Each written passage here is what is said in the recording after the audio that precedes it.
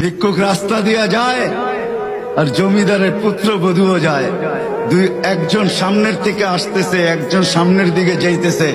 দুইজনের ক্রসিং এর সময় ভিক্ষুকের গায়ের কাদা জমিদারের পুত্রবধূর গায়ে লেগে গেছে। সে দুনিয়া আন্ধার করে ফেলছে, স্বামীকে ডাইকা নিয়ে আসছে, বলছে ভিক্ষুক আমার কাপড় নষ্ট করে দিছে। সে শুধু ভিক্ষুক ছিল না, বৃদ্ধ ছিল।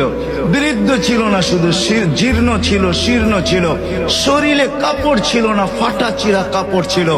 পায়ে জুতা ছিল না, পেটে ভাত ছিল না।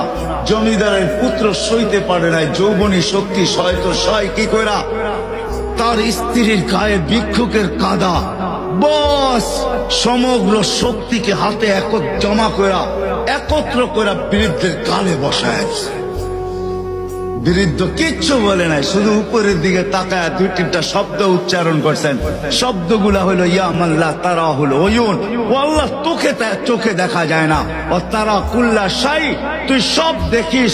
ফারা তারা মা বি, তুই কি দেখিস না আমার সাথে কি ঘটতেছে? এটা কি দেখিস না? বলতে দেরি যুবক, মরতে দেরি হয় না। জমিদার চলে আসছে, প্রতিশোধ নিবে। বৃদ্ধের একদিকে মুস্কি হাসি, একদিকে বলতেছে প্রেমের খেলা এমনই হয়। জিজ্ঞাসা করছে কিসের প্রেমের খেলা রে?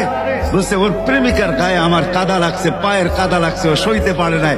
যৌবনী শক্তি দিয়ে আমার বৃদ্ধ গালে বসায় দিছে। আমাকেও একজন ভালোবাসে, সেও সইতে পারে না।